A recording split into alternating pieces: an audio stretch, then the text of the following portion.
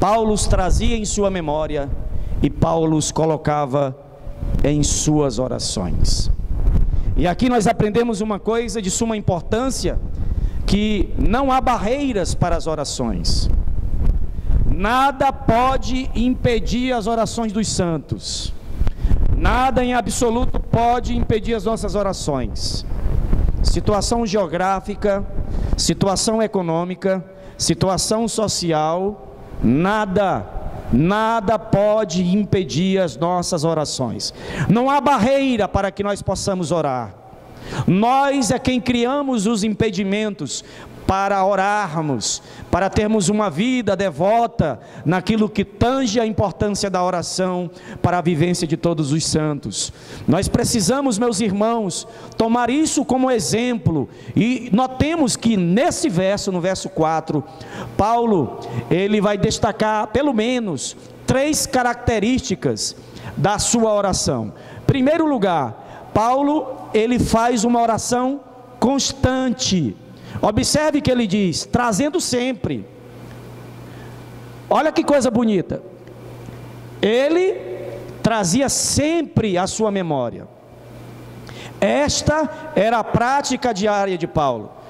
Paulo não se lembrava de vez em quando, ou uma vez por semana, uma vez por mês, uma vez por ano.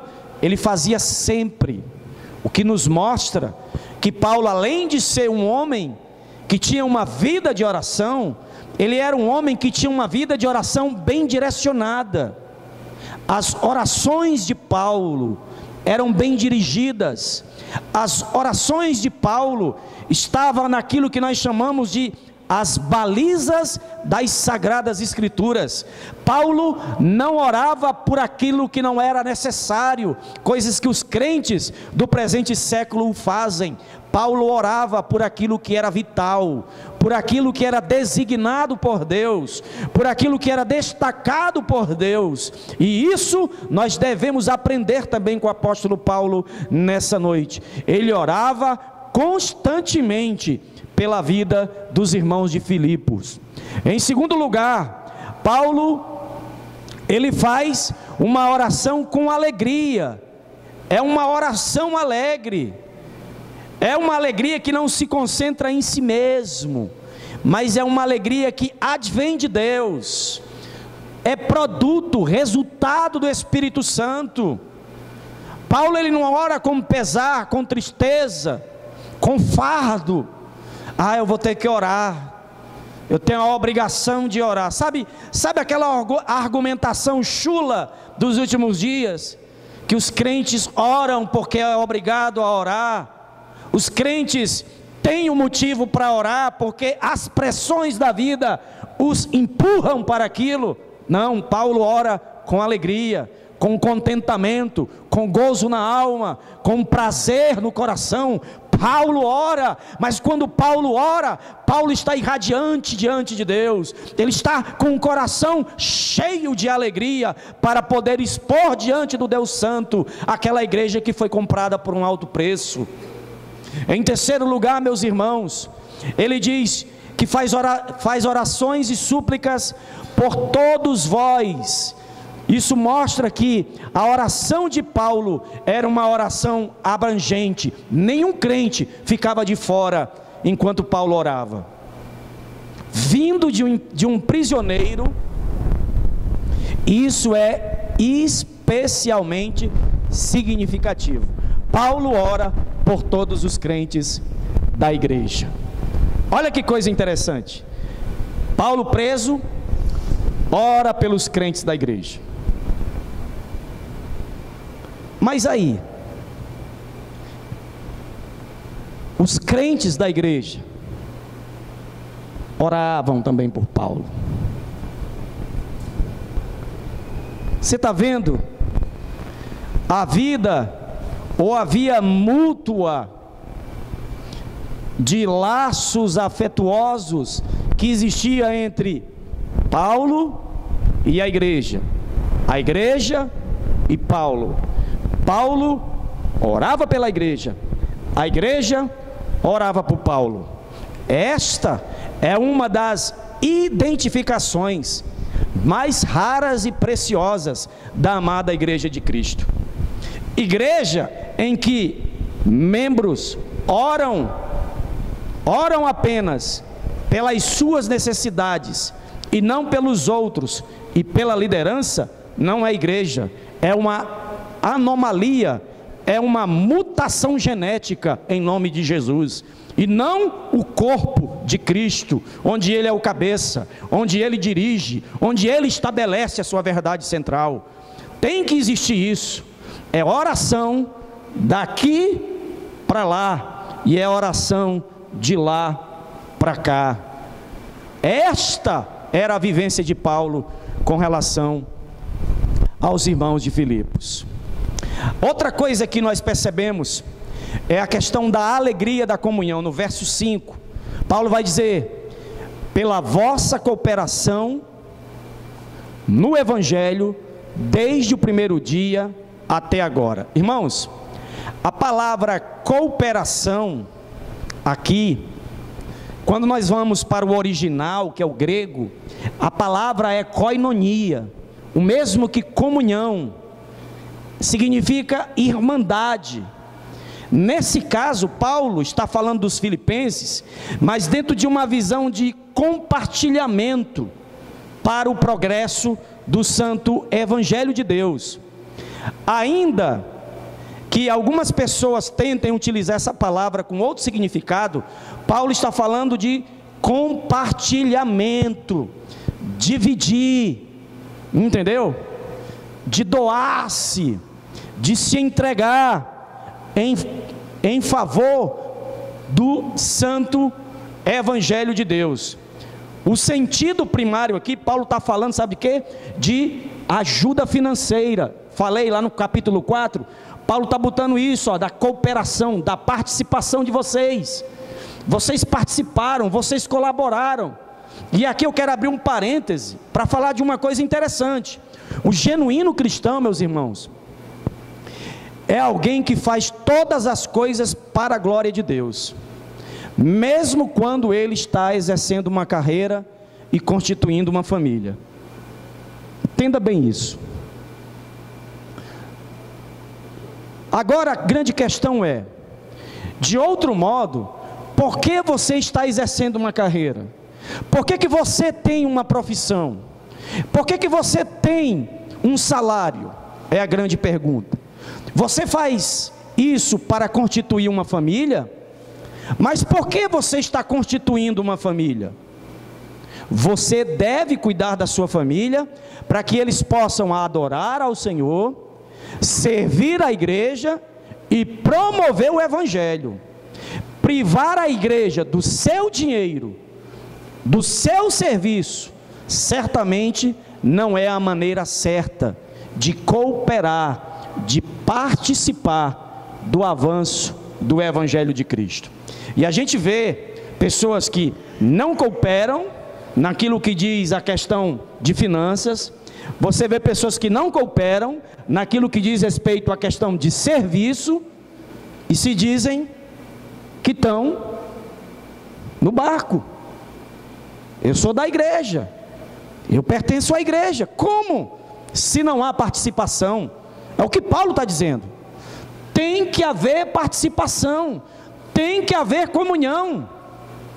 Ele está agradecendo porque desde o primeiro dia eles cooperaram. Lembra? Quem pela primeira vez abriu a sua porta de casa para a igreja entrar? Eu falei na semana passada, Lídia, Deus abriu a porta do coração de Lídia, e quando a porta do coração é aberta, a porta de casa também é aberta. A casa de Lídia foi aberta, e a primeira base missionária foi instaurada lá. Lídia, juntamente com os demais novos convertidos, a jovem possessa, o carcereiro, a família do carcereiro, a família de Lídia e as demais pessoas que se convertiam, elas cooperaram financeiramente para que Paulo, Silas e Lucas, que escreve o livro de Atos, eles pudessem dar sequência na propagação do Evangelho. Eles precisavam de provisões, Eles precisavam de instalagens, eles precisavam de condições. É isso, meus irmãos. Paulo lembra-se dessa igreja com grande alegria.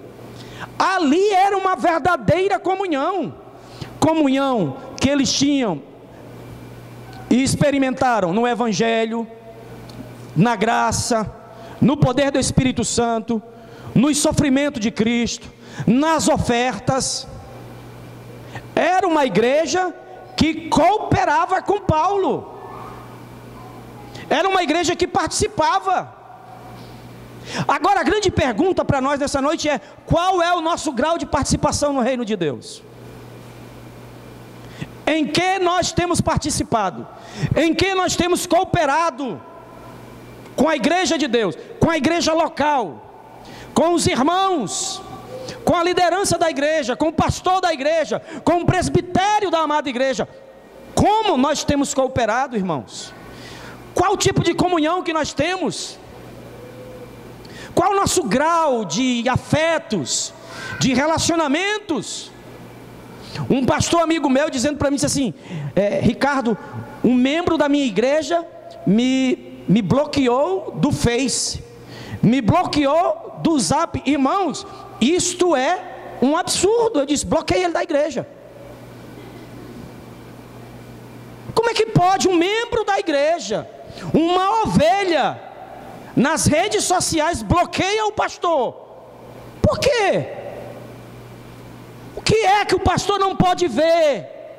O que é que ele não pode compartilhar com o pastor da igreja? Meus amados, isso é ridículo. Ridículo. Isso é um absurdo. Imagina aí, eu tô aqui na igreja, tem alguns irmãos no Zap. Aí o Iranei vai e me bloqueia. Eu falei: bem, que arrumação é essa, Iranei? Não, vou logo perguntar se o Iranei se desviou. Iranei, deu mais crente não? Que não pode, irmãos. Não havia bloqueio entre Paulo e os irmãos de Filipos, e eles não tinham isso que vos falo agora.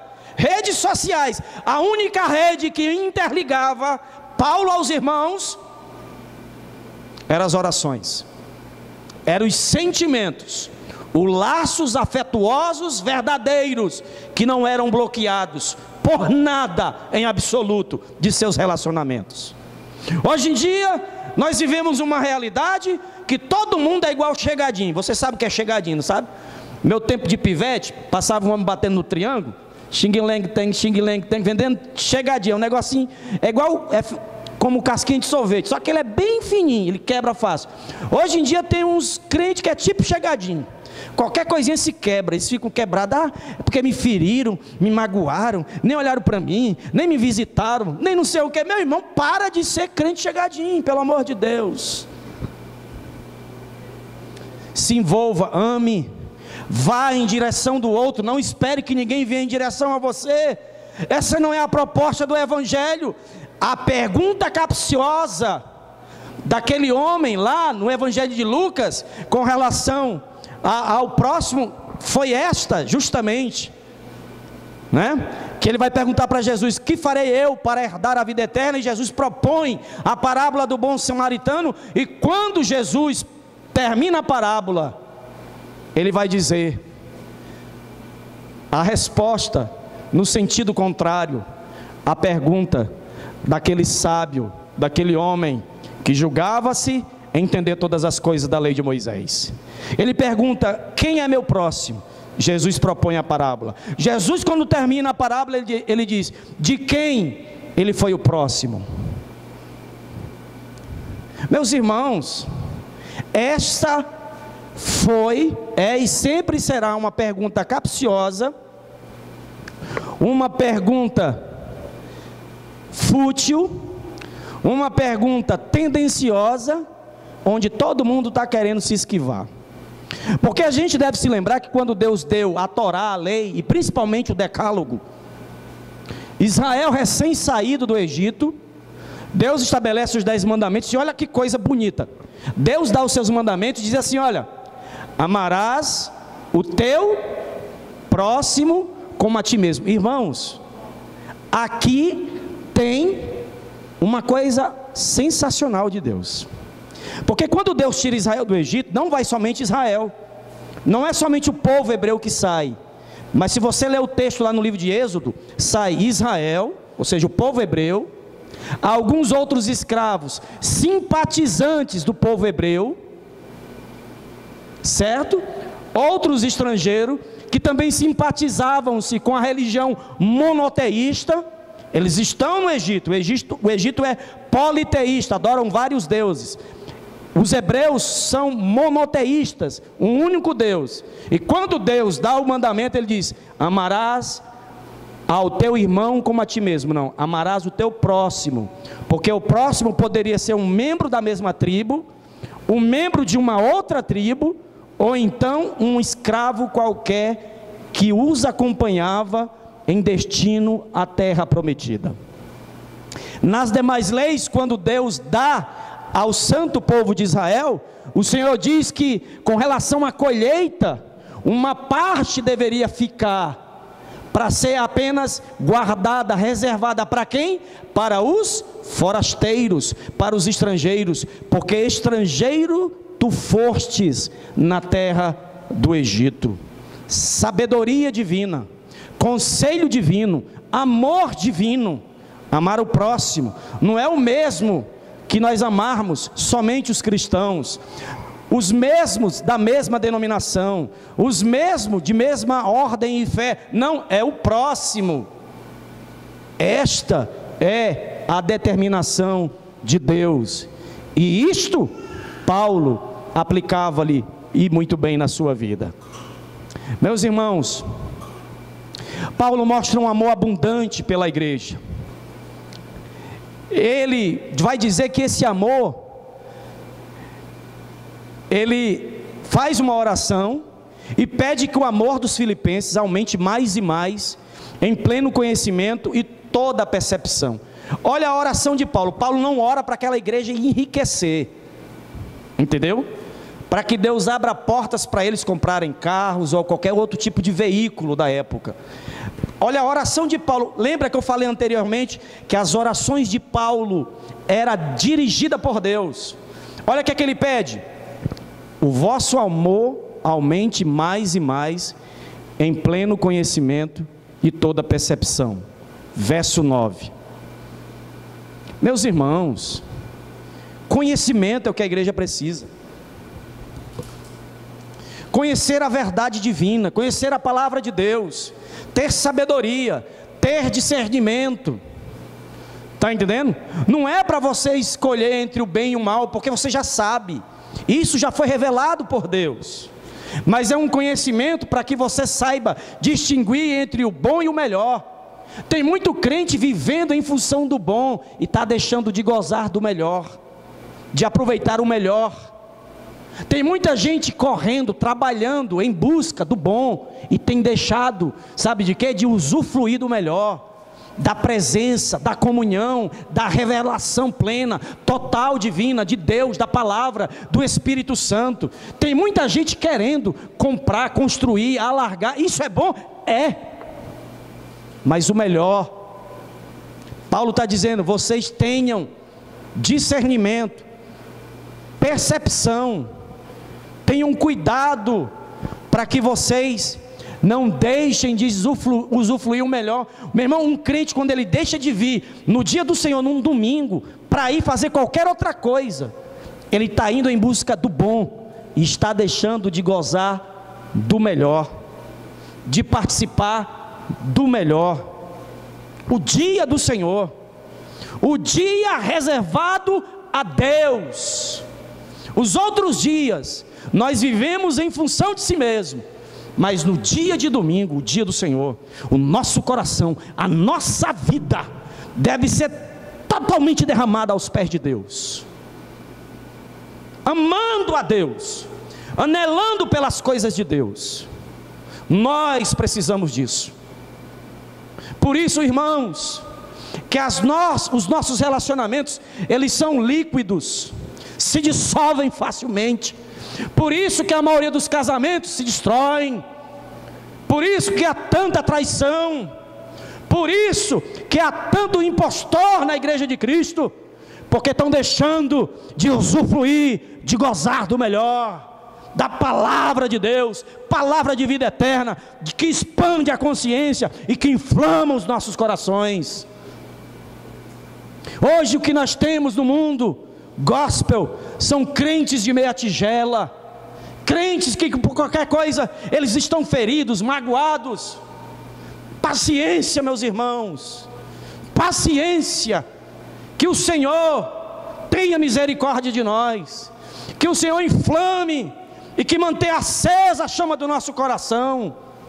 Hoje a gente vê os crentes tudo cabisbaixo, tudo qualquer coisa. Meus irmãos, problema todo mundo tem. Tu és um escolhido de Deus, amado de Deus, preservado por Deus, guardado por Deus.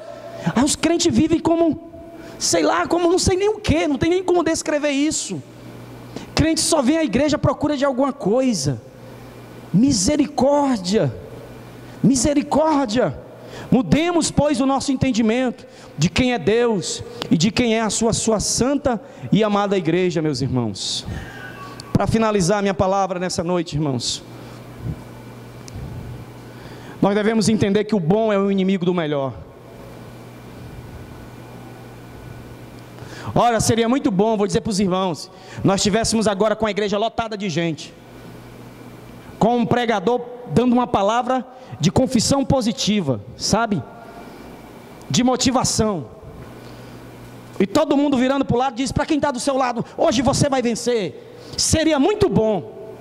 A igreja está agora em pé, fazendo coreografias em nome de Jesus, e dizendo, dá vontade de pular, dá vontade de correr, dá vontade de gritar. Seria muito bom, mas isso não é o melhor para nós. Não é isso que Deus requer para nós. Isso é palhaçada em vista à seriedade da santidade do culto a Deus, do santo evangelho de Deus, da santa igreja de Deus, comprada por um alto preço. Nós, um bocado de pecador fazendo trenzinho em nome de Cristo. Meus irmãos,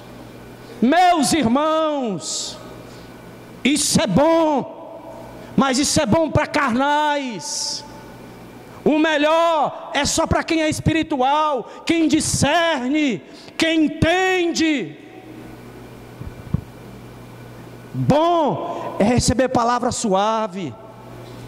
Agora, ser repreendido, exortado pela verdade que liberta, que vem com o dedo na ferida, no pecado, que nos leva ao pranto, à confissão e deixar o pecado. Muitos não querem. Nós temos que começar a repensar a nossa vida cristã e a nossa condição de igreja.